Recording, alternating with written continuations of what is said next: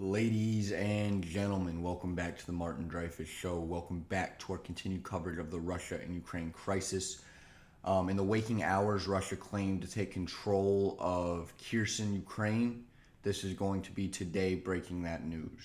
USA Today is taking Kharkiv apart, surrounding Ukraine's second largest city, and bombing it, killing dozens.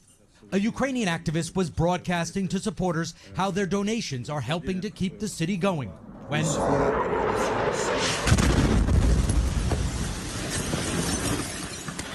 but somehow, despite a relentless campaign, the Ukrainian government is still hanging on. Further south, Russian troops claim to have captured their first Ukrainian city. It's been a week.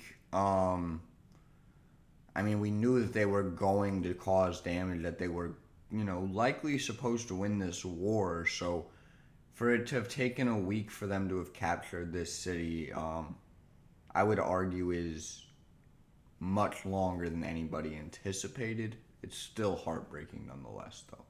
A small one, Kherson. Ukrainian officials say the battles continue there and claim Russian forces are looting the city. Russian troops were told they'd be... What is the point of looting this city? Like, we're just running in people's homes and robbing them?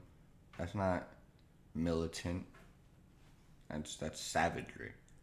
Greeted as liberators.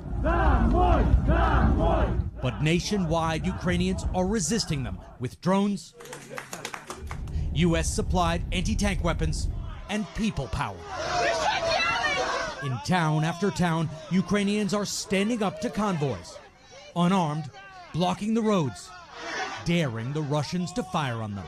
Ukrainians blocked the road outside of Zaporizhia and pleaded with Russians not... The civilians are doing everything they can. We, of course, expect the government and the military to fight with every last inch for their country. We, of course, would expect many civilians to fight with every last inch for their country. But you see elderly people, you see women, you see children standing on what is literally the front lines, trying to stop Russian troops. And there is nothing stopping a soldier from just taking his fully automatic weapon and killing 300 people right here. And that is scary, and that takes heart and courage, and it makes me feel a lot of admiration towards these people, genuinely, because I don't know.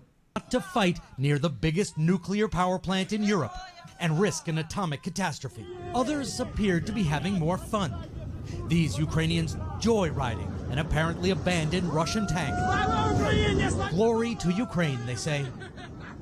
Russian vehicles are getting stuck on the roads or running out of gas. Ukraine's president... That's the craziest part to me, is that they're running out of gas. Their whole convoy is running out of gas. They're one of the biggest oil and gas suppliers in the world. They weren't prepared to drive for a week. That's mind-boggling. President Zelensky expressed sympathy for the Russian soldiers. They are not warriors, he said. They are confused children and are being used. Zelensky's chief advisor in the New York Times wrote, Vladimir Putin will not stop with Ukraine. The Kremlin wants to create a new Russian empire, he wrote. Ukraine is calling for a no-fly zone to stop Russia's air campaign. It would be a major escalation, since it could see the U.S. or NATO shooting down Russian planes. He's been calling for this for a long time. Again, if anything like that happened, I would be very surprised, and that would be the moment in which my concern for the world would go from it's possible to holy shit, find somewhere safe to be. We don't know what's happening. The Biden administration has ruled it out, while that massive Russian convoy heading toward Kiev for now remains stalled outside the city, plagued by fuel shortages. And Hoda, yesterday we brought you some images of children who had been moved down to a bomb shelter beneath a hospital here. We were back at that hospital this morning. The children we were filming with are all doing fine. But the hospital is now taking measures to evacuate some of the most vulnerable people, particularly cancer patients, that have begun trying to get them out of this country.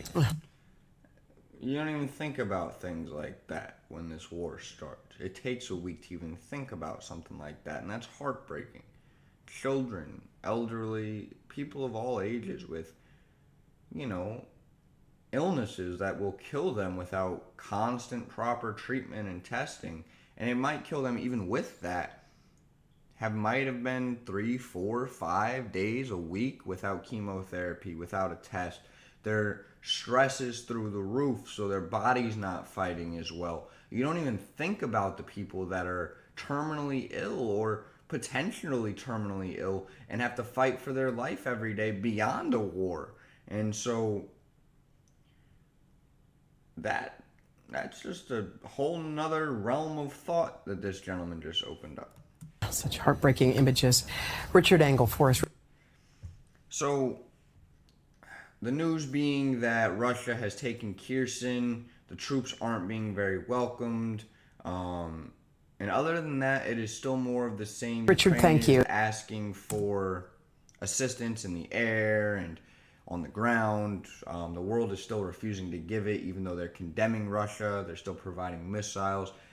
It's a bunch of pieces of a overall same puzzle, and it's still a lot of waiting and seeing. But the major news is that Russian troops have captured Kherson, although it appears that the people of Kherson don't agree. At least from my opinion, they seem to be protesting that. So although the military might not be able to fight there currently, it doesn't seem like the citizens are like, yeah, we're a part of Russia. Okay, cool, you guys won. So we'll see how that plays out throughout the rest of the day.